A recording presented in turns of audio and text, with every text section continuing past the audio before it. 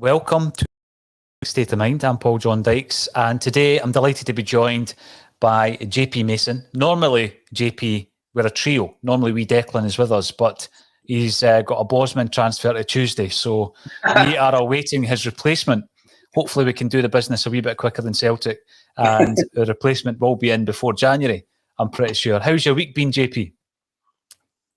Pretty good, man. Just readjusting to normality and playing football, working gigs, going to gigs. I was at the Barrowland last night for the first time since April the 2nd, 2019.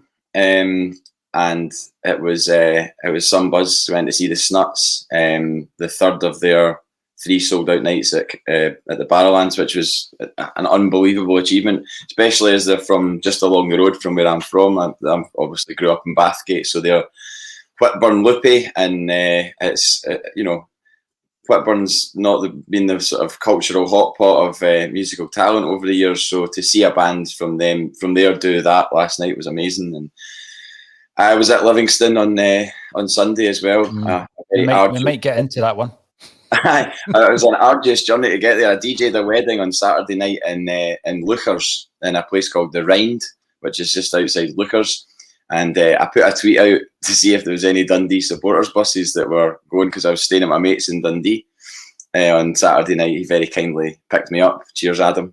And there was no supporters buses travelling from Dundee to Livingston. So I had to get service buses because there was no trains. So service bus from Dundee to Glenrothes to Dunfermline. And when I got to Dunfermline, I started contemplating in Dunfermline a taxi from Dunfermline to Livingston. Now, you might know the cost that would entail, but 65 quid was what I was quoted. My word. You should have just phoned me. Bearing in mind I was trying to meet Declan, who had my ticket, because my pal had given Declan my ticket the night before. So, it was an interesting one. I got Dunfermline to Livingston, got there at 20 to 3. And having left Dundee at 11:37, so quite a trek. Get there and then watch probably one of the worst Celtic games I've ever seen in my life. Well, you brought it up, JP. So let's run with that first and foremost. That shows you the dedication of Celtic fans from all over the place. Obviously, Irish. I don't go to games apparently. I'm just of course. you know what I mean? What do you know? And obviously our massive Irish fan base who come over for the games as well. They're getting up dead early to get through. I thought it was bad enough travelling through for Fife sometimes, but obviously not as bad as the trip you've just had. And we've got people like friends of the podcast coming up from London on a weekly basis, coming up from Reading, if you're watching, Nicky, big shout out to you as well, coming up from the Reading CSC and all over the country, trains, planes and automobiles just to get to Celtic Park or the away venue. And it was actually commented on by Joe Hart in relation to the fact that we had the 3 stands at an away ground. It's the first time he's seen it. Ange Postecoglou also commented on it, as did David Turnbull. And they said they wanted to send the fans home happy. That didn't happen on Sunday. This is the first opportunity you've had, JP, on ACSOM to talk about where it all went wrong. We've been talking about it all week. I think that some of the broadcasts have been criticised for being too harsh and too critical. Other ones have been described as balanced. What's your take on it, JP? You've had a few days to think about Sunday's performance and, of course, the result. We're sitting here the day of the League Cup quarter-final against Raith Rovers, and we'll talk about that later. What's your thoughts on Sunday? Do we have an issue? Ange Postecoglou doesn't think it's a form issue, it's a results issue. I found that a wee bit strange when he came out with that one. Well, I mean, we lost to a team who were bottom of the league, who hadn't won in 12 games or something like that. And they had a team with Jason Holt in midfield. Now, no disrespect to Jason Holt, but it was embarrassing. I stood there looking around that ground, which I've been to that ground, a lot over the years.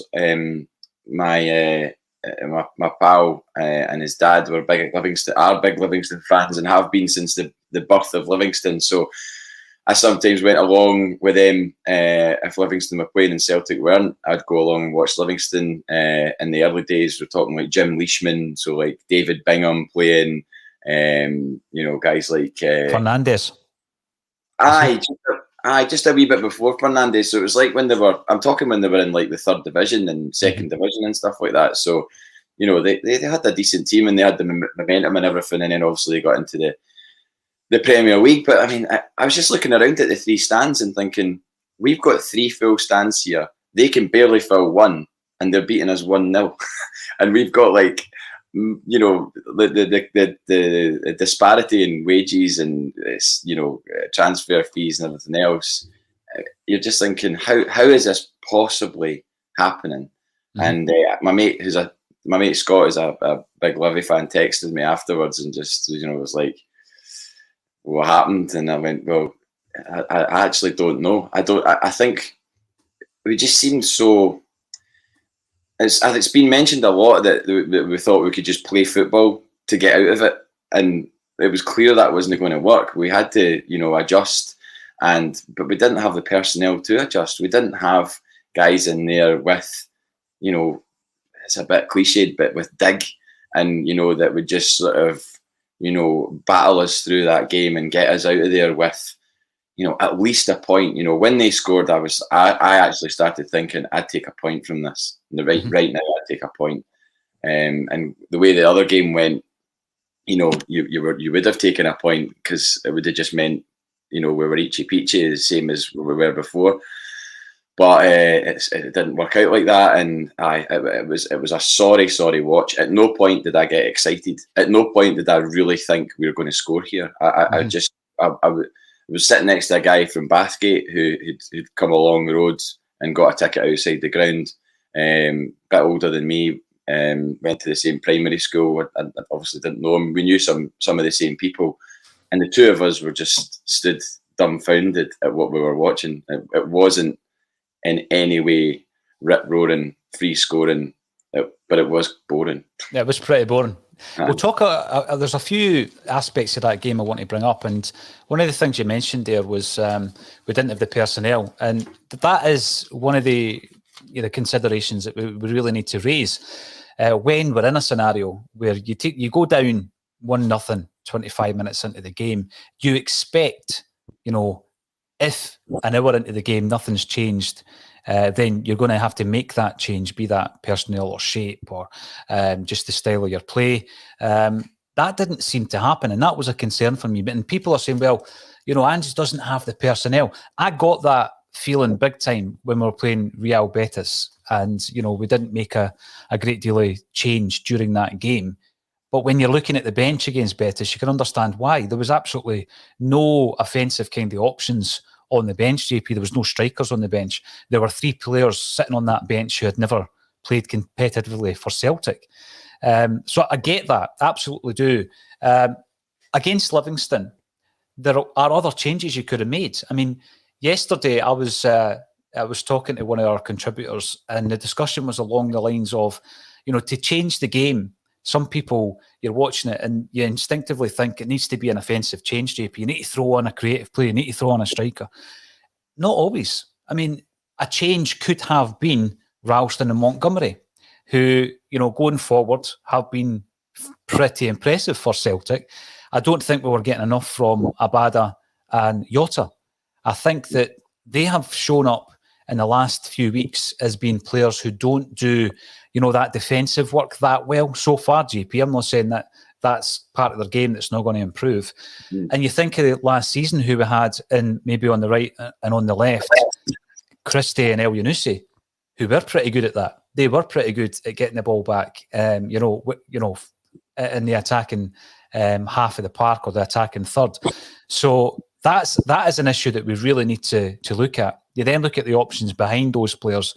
Forrest coming back in, and on the left-hand side, Mikey Johnson, who made an appearance.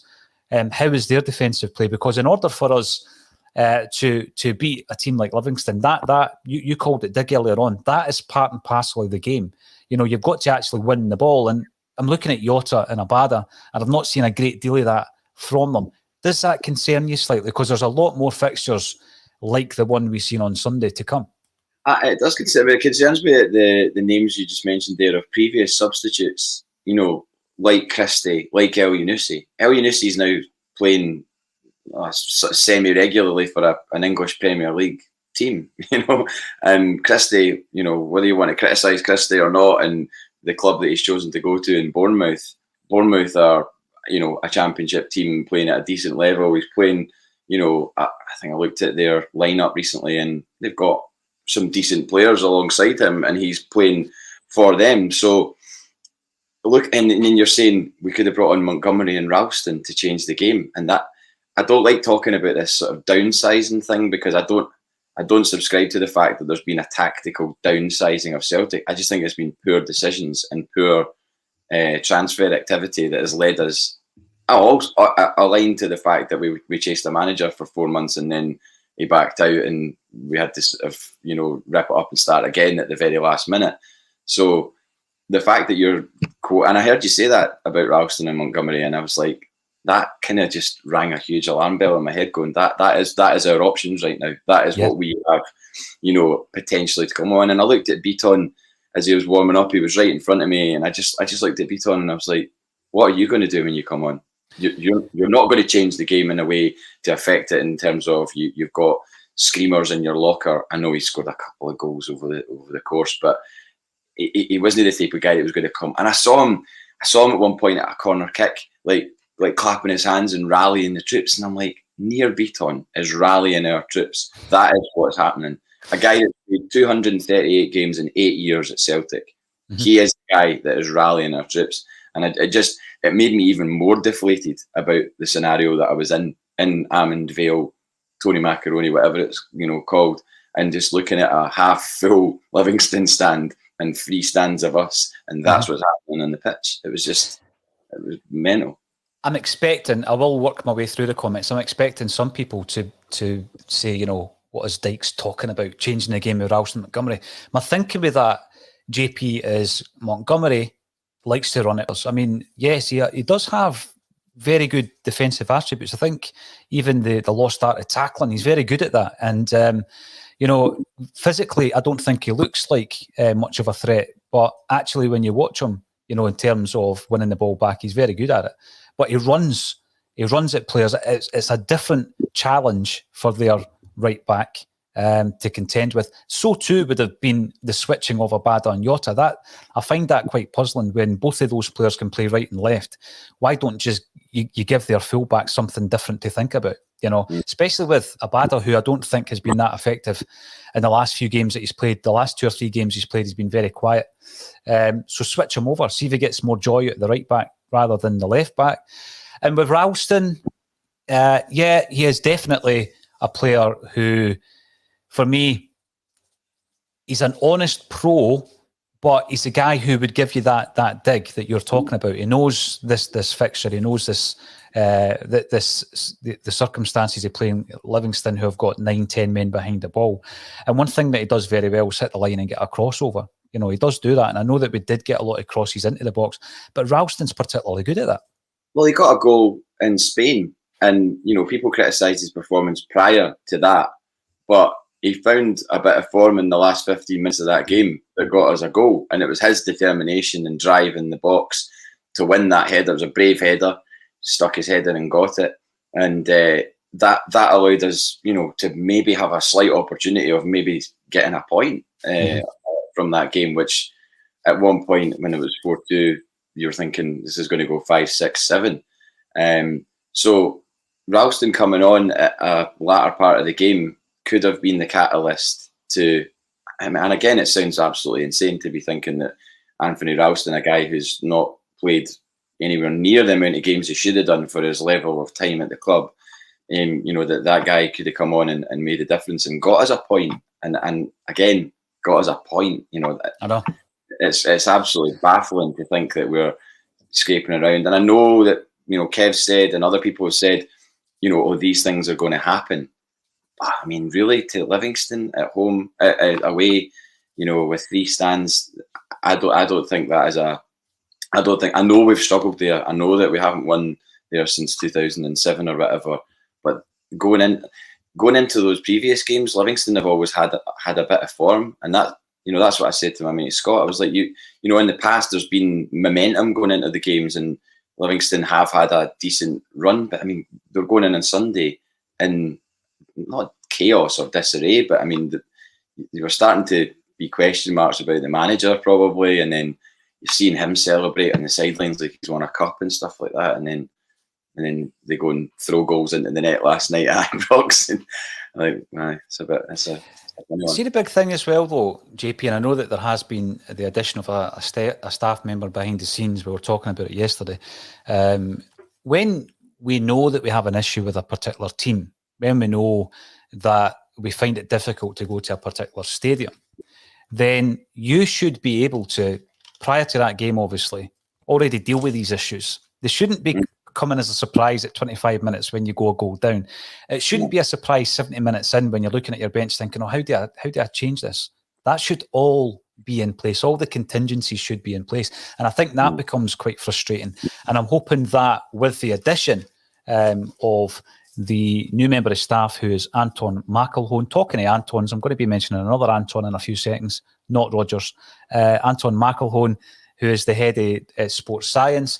We're hoping that some more staff members come in so that, I'm not going to say we weren't prepared for it, but we kind of approached that game as we always do at Livingston, and we got, the same result.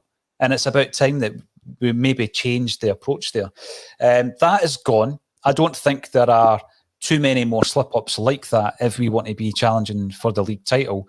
JP, on ACSOM, if I'm not on it, I'm behind the camera making sure that it's all working. So I know everything that's said on ACSOM, and at no point has anybody commented that Ange should be relieved of his duties or anywhere near that. I've not seen the knee-jerk that a lot of people think is happening here.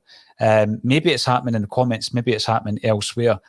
But one thing's for sure, I don't think any manager is beyond criticism. You take all the mitigating circumstances into consideration, JP, but that's not the be-all and end-all. So when I'm hearing Ange at the kind of pre-match press conference, I do find Ange very watchable. I do like the cut of his jib, as it were.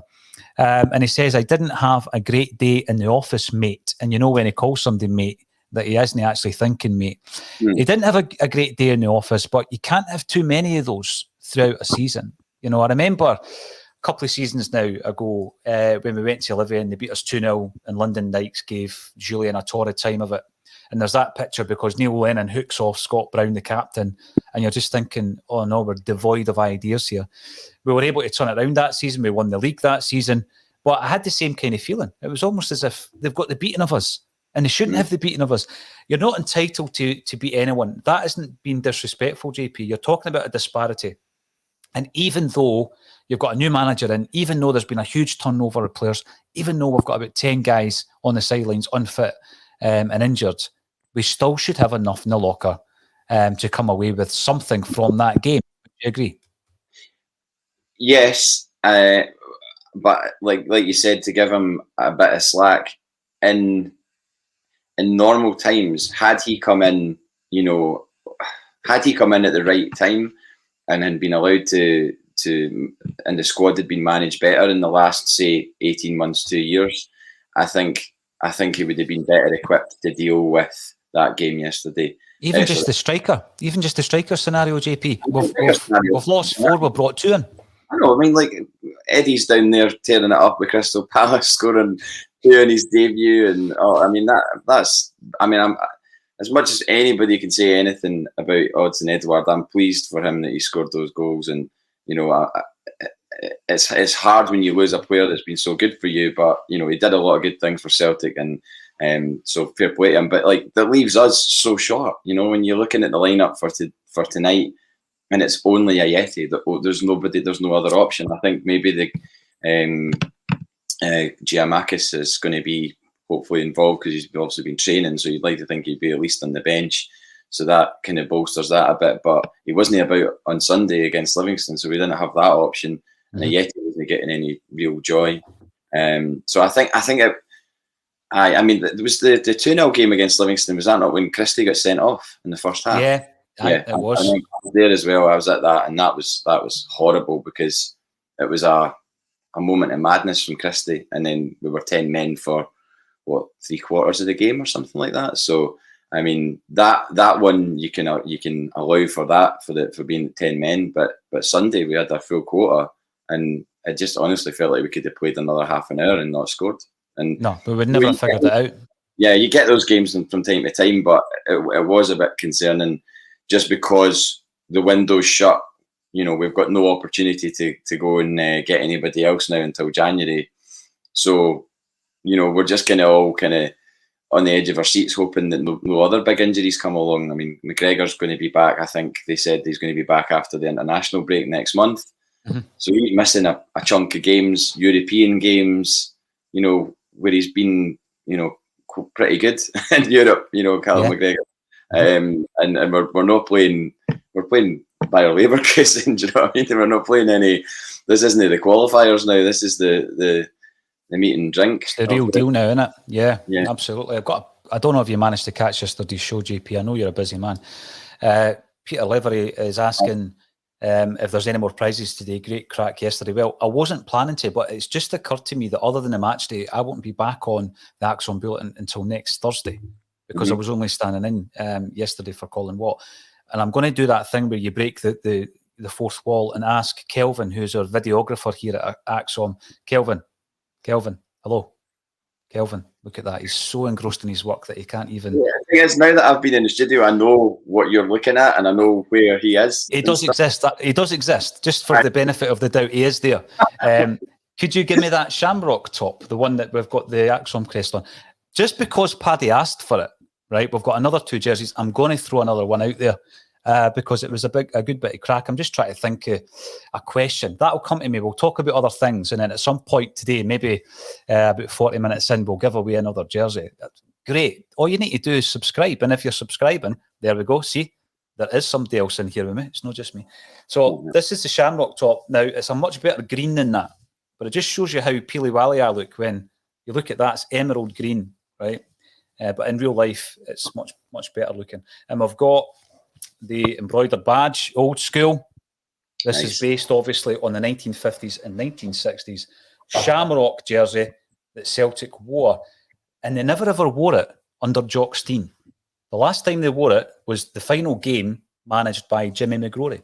So there you go. So we've done a wee concept kit. This will be going out to someone today. I've not decided what the question is. I might even let JP come up with a question. And the first correct answer will win the jersey. All right, there we go. I've got one. I can give you one. But we don't need to do it now, but I've just got one. It's related to something we were talking about before we came on here. Right, we'll give it about 10 minutes and you can throw it out there. Aye, by the way, just on the subject of strips, did you see that? There was somebody, I don't know, it was one of these Twitter accounts that are just, you don't know who they are. They're just, you know, there's like Highland Paddy and Ordinary Boy and all that. But somebody tweeted a picture of a game where Celtic were playing a team and they got made to wear orange socks. You're going to know that. You're bound to know this, you know, football strip stuff. What game was it? Leeds United, European Cup semi-final. Yes. And the 2 away kits, the 2 change kits that Celtic could have taken the socks from Leeds were orange or blue. So they've obviously gone for orange. And Jock Stein said something along the lines of that once the floodlights shine on them, they'll look gold. So it'll be like green, white and gold. But they had to wear these kind of dark orange socks against Leeds United down at Elland Road. The pictures were brilliant. Like whoever it was, whatever account it was that shared it, the pictures were absolutely amazing. Just to see, just like you obviously never seen it before, and like they were really good quality pictures as well with the crowd in the background and all that. It was class. Remember we brought back the black socks for a wee while. Remember that for the home kit? It never really worked, did it? Nah, it doesn't look right. It's got to be white. In fact, I quite like the hoop socks as well. Anyway, we digress. There is so much more to discuss. Well, we need to talk about Raith Rovers, right? So, obviously, I'm a Fifer. Maybe not, obviously. Perhaps it is. I've been called a tutor enough times on this channel.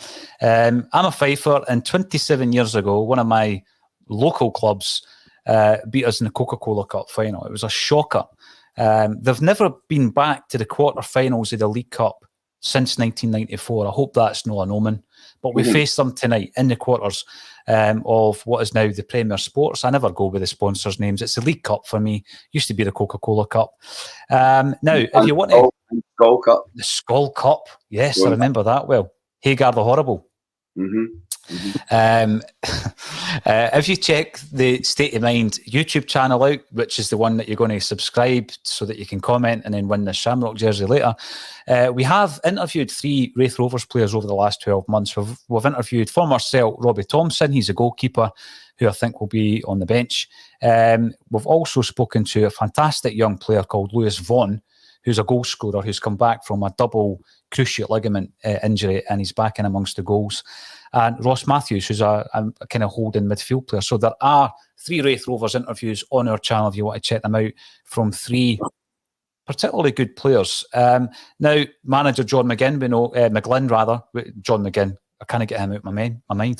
John McGlynn, we know all about him as well, JP. He's worked with Ronnie Deila and Brennan Rodgers at Celtic within the scouting department. So far this season, played 11, won 7, drawn 1, lost 3. They knocked Aberdeen out of the last round.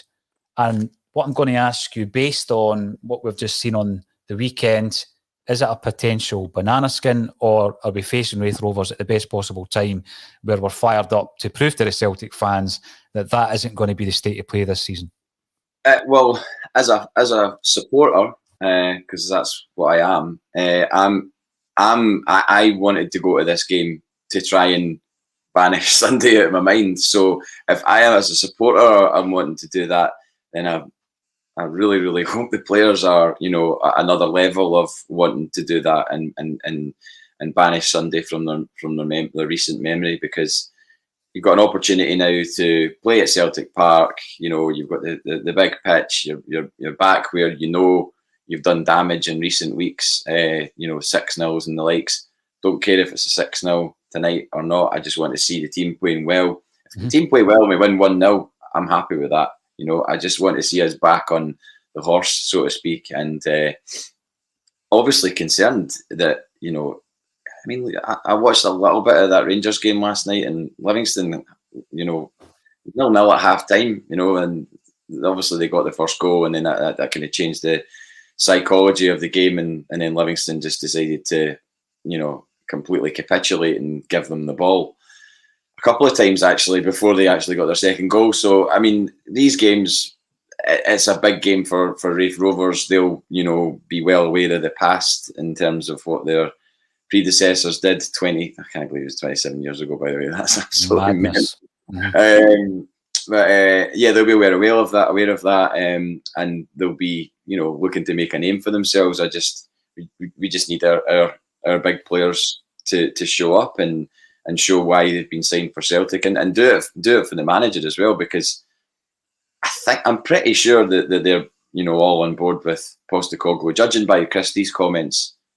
From he's the guy that's left, obviously, but I read his comments. He didn't need to say what he said. He said, I was a bit sad that the timing of this was that I didn't get more time to play under Ange Postecoglou, because I like him, and I think he's going to do well and things like that. So Christie didn't need to say that. So you'd like to think that the squad mentality is good, regardless of the result on Sunday. So I'm going in tonight optimistic, and I know that there's obviously the bad omens from the League Cup final in '94, which, by the way, there they are. That's mine and my dad's tickets from that night. I was in the Copeland Road stand, so I was in the stand behind the goal that the penalties weren't taken into. So I was looking at the other side of the ground. I'll never forget when McStay missed the whole of that stand to my right. That was all the Raith Rovers fans, and I just saw it in the corner of my eye, just go like that, and you could just see everybody in unison all jump, and then everybody just slumped and walking out of the ground, and they just kept playing that Coca-Cola theme over and over and over again. The stars will always shine, the birds will always sing. As long as there is Coke, there's always the real thing. And every time if I ever hear that now, I just think straight away. Transports you back. Oh, aye. And I remember being in the car on the way home, and I didn't speak to my dad. I was just sitting with my head in my hands, like completely, I was in a bad way. But to counter that strip is the strip that we were wearing when we beat Raith Rovers in the League Cup on this day in 2015, and there's your question 10 minutes ago. That's 10 minutes. So there's your question. Who scored the goals that day when we beat Here we go. Raith Rovers?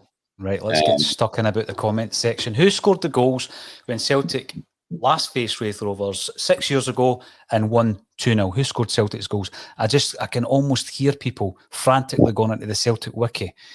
Right, here's the first answer. On Celtic Wiki, by the way, there's some brilliant pattern. I think this is great that he or she has included comments from Kerrydale Street at the time. And the suave boy of Kerrydale Street, absolutely dire, but got the job done, and we go into the hat for the next round. What else? To add, Callum McGregor is not good enough to merit a start ever again. Wow. He should be punted at the earliest opportunity, along with the bright spark that gave him a 5-year contract. No harm to the boy, but he's PISH. Wow. Wow, it's incredible. I wonder what it would have been like during the Jock Steens time, if we had social media. It would have gone into meltdown, because you just got this vision that they all played tremendously well every single week. But when you speak to people who were at the games, and they're going about wee Jinky getting a hard time and having a bad running form, you're thinking, no, that didn't happen. Surely that didn't happen. Get rid of him. Right. Somebody else has said, I suppose the most important thing is that we are only 3 wins away from winning a trophy. But this competition is well past its sell-by date, which I agree with, by the way. That is mental that we could win tonight, play one more game, and then we're in the final. That's not a cup. For me, that's not a cup. That's like I don't know. It just doesn't make sense. Anyway, sorry. Carry on. No, I get what you mean. Now, unless someone wants to come in and tell me that someone answered this earlier, Patrick McFarlane, was he right? Yeah. There you go.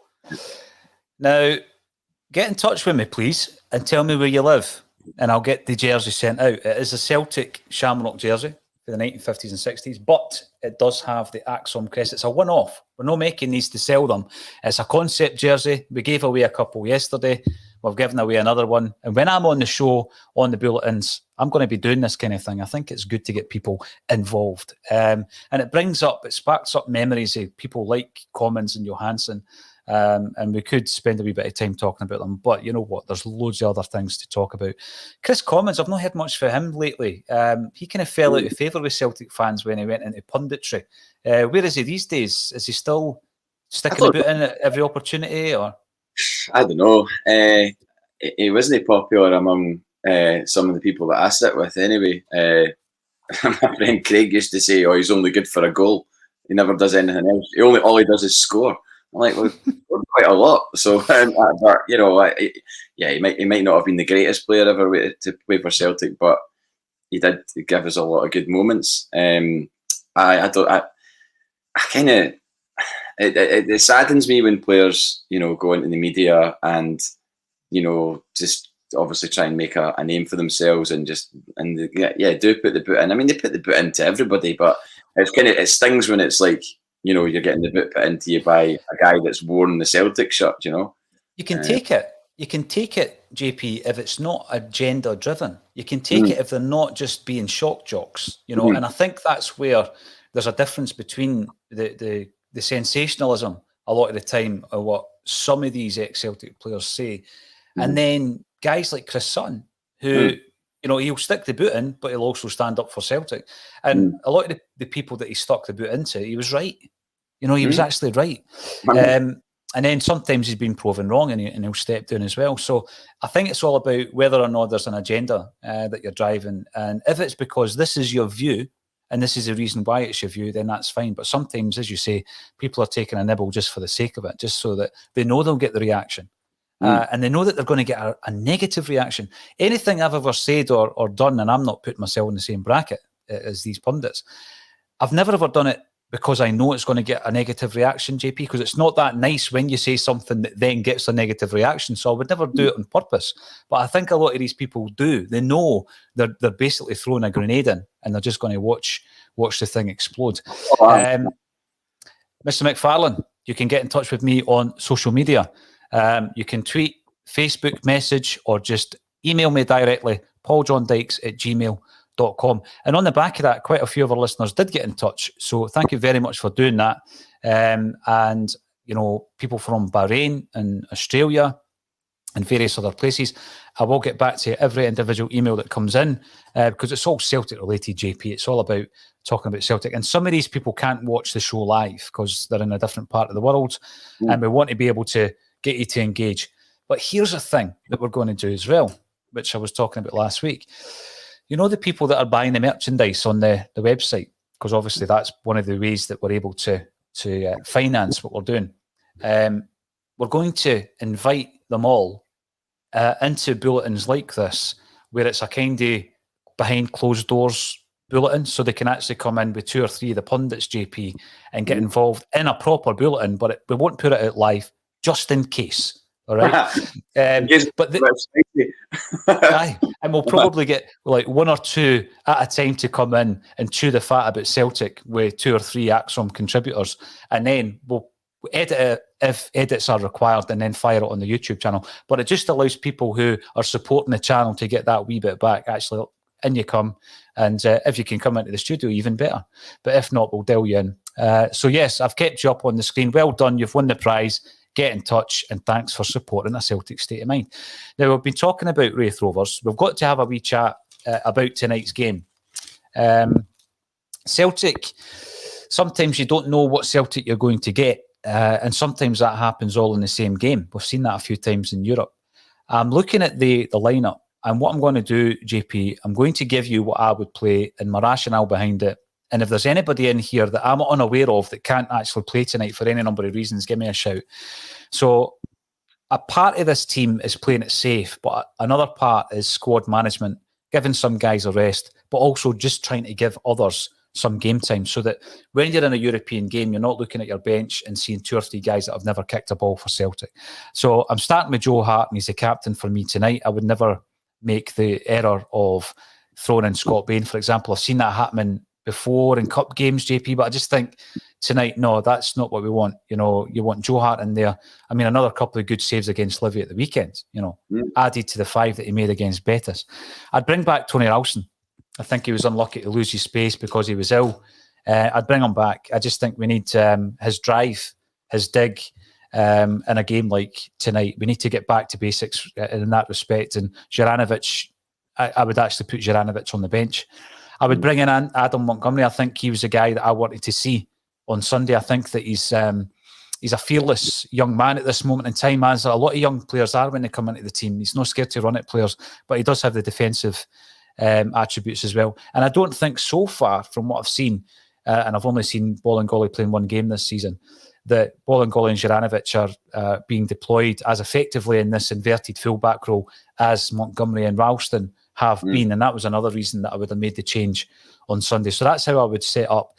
In the central defensive area, what I would do is Carter Vickers is one of the first names on the team sheet for me at the moment. He's your first choice centre-back. The question is, do you rest Welsh? It's not so much resting Welsh. I would like Liam Scales to come in and get a game.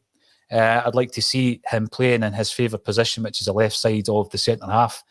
And we need to try and get games in these guys' legs, JP, for the eventuality of another couple of injuries and you're going to throw them in. Let's not throw them in. Let's get them bedded in properly. The midfield, people might disagree with this. I'm going to keep James McCarthy in if he's fit to play, because there's nothing worse than not playing your best and then getting dropped. It's going back to the point you made.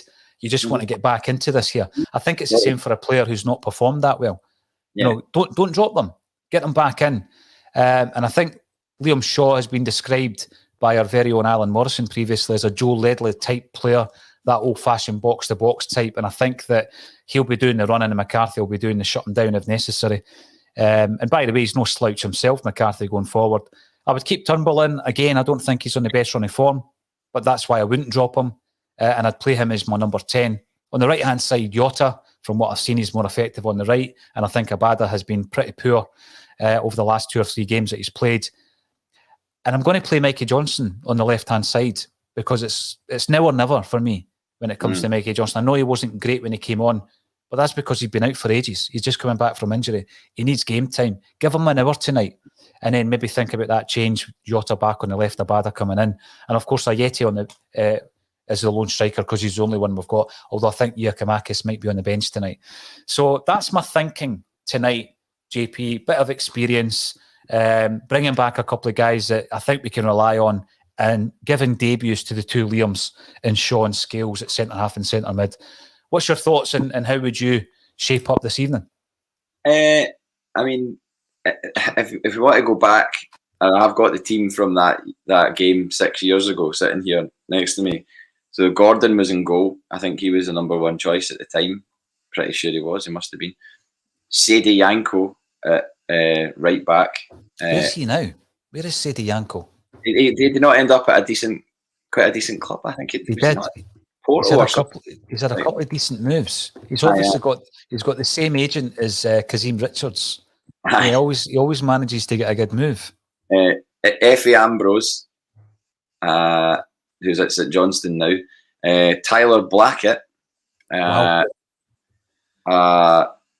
A young upstart prodigy by the name of Kieran Tierney, who, I mean, at that point 6 years ago, I mean, that's like not long after his first game. Scott Brown, Stefan Johansson, Callum McGregor, who was obviously not didn't enamour a fan in a positive way. Chris Commons, Gary Mackay-Steven, and Nadir Chifchi. Oh, I think the team I've read out is maybe even better than the one you've just read out there. Yeah, so I mean, like that. I mean, apart from maybe Mackay-Steven and Chifchi, that was a kind of, well, again, the defence is probably not, wasn't it? The bench was Izagiri, Stokes, Rogic, Lustig, Bailly, Forrest, and Aidan Nisbet, who made his debut that night. So I don't know. I honestly, like, as I said before last week, you know, it's kind of hard to second guess Ange Postecoglou because he's not really. He's just in the door. He's not got a settled side. Who knows who he can trust yet? You know, can he trust these guys to come in and make debuts? In a game like this, when the pressure's on, where's Starfelt? Is Starfelt back in the reckoning?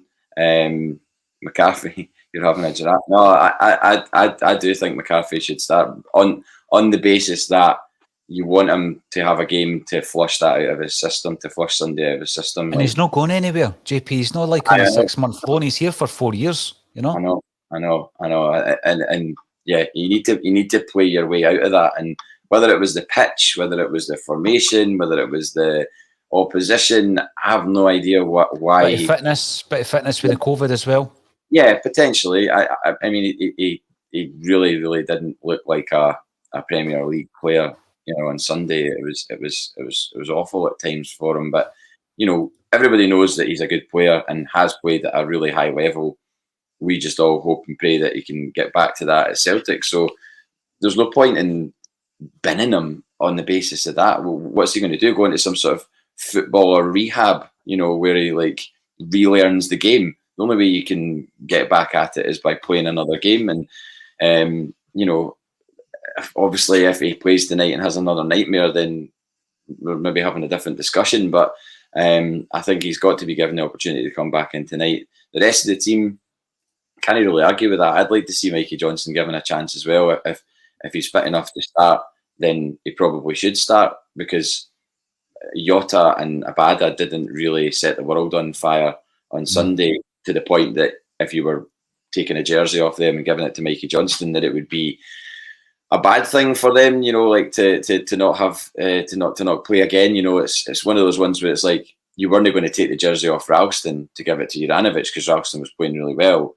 whereas Jota and Abada, you know, it's from Sunday's game that was kind of one and the same. Really, they didn't really offer that much. So Johnston could come in. I would like to see Montgomery at left back. I don't want to see Bolingoli at left back. I don't know why he was brought back in on Sunday. I don't know. I don't get it. And I know a lot of people are willing to give him another chance, and you know, his only crime was being amorous or whatever. And it's like, no, his crime was that he went against everything that everybody was being told to do at that time, and went away to another country. It's just still discipline, absolutely. And risked our health of our squad, and then the games goes postponed as a result of his actions. I know that we're always being taught to forgive, but you know, I'm sorry, but I can't, that level of, you know, impudence, if that's the word, and it's not for me. That was at the time as well, where, you know, we actually thought it was going to get Scottish football shut down again, you know, when these things were happening, because, you know, it had already been closed down the previous year. We had just started getting back into playing. We knew the fans weren't going to be back, but you were just waiting for that announcement on a Thursday to say, right, we're going to lock it down again. And then all these wee things were adding to that concern, JP, you know. So it is something I was going to bring up in terms of Bolingoli. But there is a kind of left field request here, and we'll see what people on the chat think. This is from someone on the other side of the globe. I understand the Celtic Rangers history, but question, do fans ever mix socially and leave football, religion, politics aside? Now, JP, I'll ask you that question first. Do you have friends who are Rangers fans? Yes, of course I do. You do? And when you meet up with them, I mean, what's the chat? I mean, is it always Celtic Rangers chat? Do you know, I got a Facebook memory recently. You know, these Facebook memories come up, and one of them was it was I'd put a post up saying the social experiment of watching a Celtic Rangers game with Gavin Marshall is one that I won't repeat. So I watched the game. I watched an actual Celtic Rangers game. Must have been a game at Ibrox where I couldn't get a ticket, with Gav, and I'm pretty sure Rangers won, and it wasn't a pleasant experience because he's not shy in letting you know what's happened and everything else. So, and back in the day, before I was a season ticket holder in the sort of mid-90s, I used to go to my friend Colin and Paul's, the brothers, both Rangers fans, and it would be me and Ian Shaw and Joe sometimes as well, and we would be the Celtic fans and they would be the Rangers fans. We'd watch it together in the living room, and never got nasty or anything like that. You know, we were really, really close, good pals. You know, we just did that. I mean, as for mixing socially, you're not likely to find me in the Loudon Tavern anytime soon, or any of those pubs out that way. Put it that way. But you know, I got mates that are Rangers fans, and you know, I don't think it's an issue. I think it is an issue with the extremists in the group, who wouldn't entertain having a pint with someone called John Paul. Maybe they'd be happy that my surname's Mason, but Wow, brilliant. No, good question. Very interesting question, and thanks for filling us in there, JP. But when we are looking at the Mikey Johnson situation, Robert Hyland comes in. He reckons that Mikey should be moved on in January. I think, to be honest with you, between now and January is a massive, massive period of time in Mikey Johnson's Celtic career, and indeed his football career, JP, because a lot of these young players come in, they show some great promise. A lot of Celtic players reckon he's the most skillful player at the club. But if he doesn't make an impact, you do start wondering if he's got any kind of long-term career at Celtic. Yeah, you do. I mean, because he's been one of these guys that's kind of... There's always these guys that come through and kind of threaten to do well, and you kind of think, right, but then you think back, it's been, 3 or 4 years now that he's been threatening to do well and not actually become a first-team regular and, you know, contributing on a regular basis. So maybe punting him in January is a bit harsh. I think maybe give him the season. But like you say, between now and January is a key time, because we've got all the players that we've got. There's nobody else is coming in. So you'd think with the level of games that we're going to be playing between now and then, and the relative experience that he has as a Celtic player versus the likes of Jota or Abada, you know, he has experience. Whether it's something that we should all be happy about, that he is a guy like Mikey Johnson, who's not played a lot of games, is an experienced member of the squad, that he is, and he's been to these grounds. He knows the kind of the lay of the land, so to speak. So, I mean, yeah, we just have to wait and see. He has looked good at times, and he's got pace, and he can beat a man. It's just about whether or not he does it with an end product. By the way, you know who that is in that picture? The Roberts profile picture. Do you know who that is? The cartoon. I know the actual... It's from a magazine, isn't it? It's Mad magazine. And Mad magazine. Yeah. It's Alfred E. Newman, and my uncle used to read Mad magazine, had Mad magazines all the time. Mad and Viz, that's what he. That was his thing. So it's weird seeing that. I've not seen that face for a long time. I'm impressed with your knowledge there, I've got to say. Now, the point I would make, just on what you said, JP, Aldi is from Australia. You're just wondering how much hatred there is. What I would say on that point is, if anyone that I knew was so extreme in their view against Celtic or religion or politics, if they had extreme views, they wouldn't be your friends, you wouldn't associate with them. So what I tend to find is that me and anybody I know who are Celtic fans who have associates who support Rangers, that answers your question. They're Rangers fans, so they're not bigots. So, if they were a bigot, and, it goes without saying in all walks of life, if someone was a bigot, you wouldn't associate with them anyway, JP. So I think that is probably the best way that I would look at that question. Now, with regards to the comments about me saying that James McCarthy should start tonight and play out of this form, we're calling it form, it's one game. I mean, he only had 3 cameo appearances before that. I would ask the question, if it's not McCarthy, then who are the midfield players? Who do you play? Do you play with Sorrow, Turnbull and Rogic? Because I don't know if Turnbull and Rogic is the best option to play them both at the same time. I think that's becoming pretty clear. And then again, you start realising, JP, that there is a real dearth of options in the midfield area. So I've gone for McCarthy, Shaw, with Turnbull playing as a number 10. What really are the other options? I mean, Sorrow would be on the bench. But you're running out of options after that. Rogic might be your number 10. I don't think Sorrow, Turnbull, Rogic is a good mix either. I mean, that just shows you how thin and threadbare your squad is at the moment, doesn't it? Despite what I said about Nir Bitton, I wouldn't be averse to Nir Bitton playing in midfield tonight if that was where his hands were tied towards. Bitton is an international midfielder. I'd far rather see him playing midfield than centre half. And in a game like tonight, if you were struggling in midfield, I wouldn't be averse. It was just the reason I was being critical of Bitton as a substitute coming on Sunday was that wasn't what we needed on Sunday. Nir Bitton wasn't what we needed to come on and try and rile and win that game.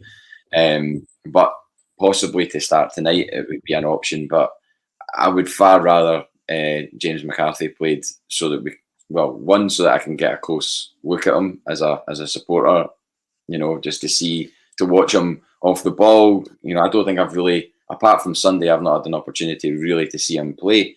And I never really saw him play that much in England because I didn't watch too many games that he was involved with Crystal Palace or Everton.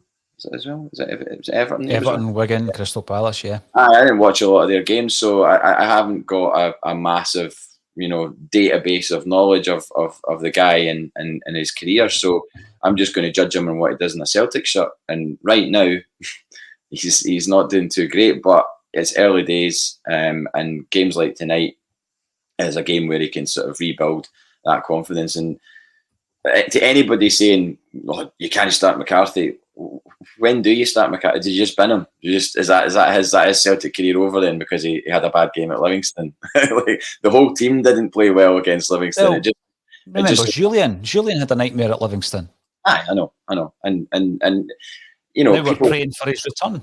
I mean, I'm praying for his return, not primarily for his defense. Well, yeah, for his defensive attributes, but we get so many corners and do nothing with them. At least Julian there as a tall presence to win he's an easy target, I've never played football at a high level and I never will, sadly. But, I take corners sometimes when we're playing sevens. I took corners on Tuesday night and, we had a big guy Echen in our team and all you do is just aim for the big guy. That's it. It's as simple as that. And if you've got somebody that's taking corners a lot more than I have ever done, then if you've got Julian in the box to hit as a target, then you do that and probably got a good chance of scoring. Whereas at the moment, we've wasted so many corners. They've just sailed over those short corners I'm not a fan of. But yeah, I think, you know, Julian coming back. So after Julian's quote unquote nightmare at Livingston, I wasn't calling for him to be dropped in the next game or binned or anything like that, you know. So I think people have to have a bit of compassion and cut people some slack, you know, when he's just in the door. And then we can make a judgment on him, you know, by mid-season or the end of the season or whatever, but not after one game. There's a couple of really good comments that I'll bring up, but on the subject of Julian, before I do that, from what I've seen, and I know he's not played a great deal of games, Carter Vickers is your first choice centre-half at the moment. Some people might like Welsh playing alongside him, Starfelt when he comes back. When Julian returns, is he straight in the team? Does he go in beside Carter Vickers? I know people will say, you know, you'll play the team to face the opposition, etc. But you've got an idea of your first pick 11, JP, and we're kind of thinking Julian comes back. Can't wait for him to come back, and he'll get thrown in. Is that the case? Do you think? I mean, it depends how the team's playing at that point. So he's due back after the next international break, which somebody need to tell me when that is. I don't know at what point in October that is. Maybe it is at the weekend of the 10th. Because I remember I was going through my diary recently and there was no Celtic game that weekend. So maybe it's that weekend. So depending on the games leading up to that and how the defence is played, will determine whether or not he comes straight back in. But if you're asking me what my preferred centre-half pairing is, based on what I've seen in the past and also this season, it would be Carter Vickers and Julian at centre-half. You know, you've got a guy whose pedigree is from Spurs and has played with Spurs as an international. Is, you know, if we were to buy Carter Vickers, what sort of fee are you talking? You know, you're talking serious money, I would imagine. We paid $7 million for Julian, and I know it's not all about monetary, but usually monetary means that they're the better players. So if you're going to be completely cold-hearted and ruthless about it, then they are the two starting centre halves. Whether or not that's good enough for us, I really hope it is. But yeah, I'd agree with that. I would agree with that. I'm going to bring some of these comments up before we get on to the third Anton that we've mentioned in the show.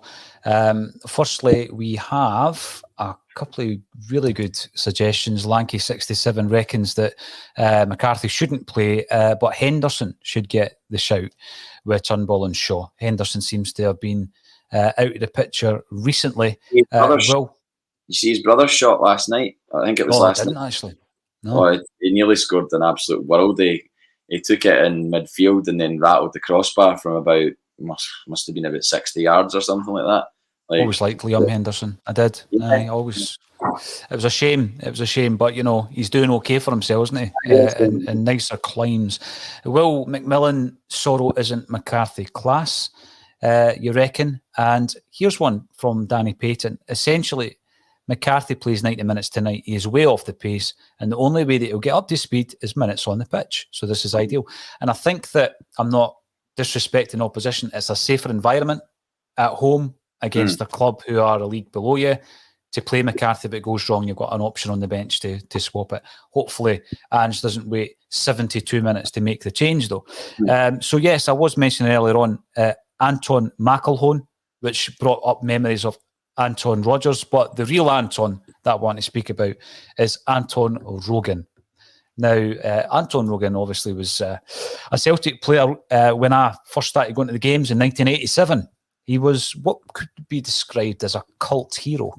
We did a poll a couple of years ago, and Anton Rogan was in most people's cult teams, JP. Now, he played for a spell when he was at Oxford United with Mickey Lewis, who unfortunately and sadly passed away earlier this year due to lung cancer at the age of 56. Now, there's a fundraiser at the moment ongoing, and the one and only Anton Rogan is raising funds for that Mickey Lewis Memorial Fund by dyeing his hair pink. So that's what Anton's doing. And what I've done is I've put a link underneath the video that will take you to the GoFundMe page, and they're sitting at just under 24 grand raised for cancer charities. So I think that's tremendous. Get on there, support Anton, who is dyeing his hair pink. I think he had a kind of strawberry blonde look about him, didn't he, JP, back in the day, Anton Rogan? Yeah, looked resplendent in the centenary kit. He did. I remember him well with overly short shorts, which they all had to wear at that time, as was the fashion. I know. But you should get an interview with Anton Rogan. That'd be good. Or have you done I'd it? love to speak to Anton. That's a player I've never spoken to, is Anton Rogan. I'd love to speak to him. I think he runs a taxi firm down south, I believe. Going back to one of the other players that was mentioned earlier on, Sadi Janko is now with Real Valladolid. I know I'm probably not pronouncing that too well. Having spent a couple of loan spells at Nottingham Forest and Young Boys, he's also played for Porto Saint Etienne as well. And he was at Celtic, having signed from Manchester United. So I think he's gone on and played pretty well and got a few decent moves. Just before we go, Ramon Vega was on Celtic State of Mind earlier on this year, and he said a few things that didn't really get much traction. One of them was that he wouldn't mind coming back as a CEO. He's back in the news because he's obviously seen an opportunity to bring this one back up. I don't think he will end up as Celtic CEO. He was a lovely fellow that day, and I loved having a wee chat with him. If we do go down the route, JP, of promoting from within and making the move for Michael Nicholson permanent, is it another sign, do you think, that this club is resistant to change? Are we just going to revert to type? That's a tough one. These guys that are behind the scenes at Celtic, obviously don't really know them, don't know much about them. We knew all about Dominic Mackay when he came in because it was so widely publicised, and every aspect of his career was poured over, and it was all out there. Like what he'd done, where he'd been. Obviously he told us at the fan pressers bits about what he'd done and things like that. But this guy that's currently acting CEO, I don't really know anything about him. He's not been dissected by the media in the same way that Dominic Mackay has been, because he's just come from within, and he's just a name that's been appointed as the current acting CEO. So I don't know. There's obviously going to be trepidation now that we've attempted to appoint somebody from out with the football world and go for something a bit left field. Why that didn't work, I don't know. There's all sorts of rumours, as we know, that this, that, and the next thing. So I hope it doesn't stop us, being ambitious in terms of who we're looking at in terms of candidates. Mm-hmm. I don't know when this will happen. Like, when are they going to look to do it? Are they just going to kind of tick it over until January or till the end of the season? Even it's just, I don't know. It's a really strange one, and when you actually stop and think about it and go, wait a minute, that guy was only here for a matter of months, and when you were saying about him congratulating Celtic State of Mind for the awards nominations, and then days later he's gone, it kind of feels like you're telling somebody you love them, and then a couple of days later, you're like, I'm away with the next door neighbour or something like that. And I know I'm not suggesting that's what he's done, by the way, but I'm just trying to give a Kev Graham style analogy to what's happened, because if you've checked out of something, you wouldn't really think that you would be getting involved, like getting in touch with yourself or whatever. Mm-hmm. So it's a very, very strange one. I'm annoyed that we don't know, because we like to know everything about what's going on at the club, and we don't know it. We don't know about that. It's all speculation. So before we go, by the way, I just want to say hello to the Toronto CSC. I met someone who lived out there at Transmit,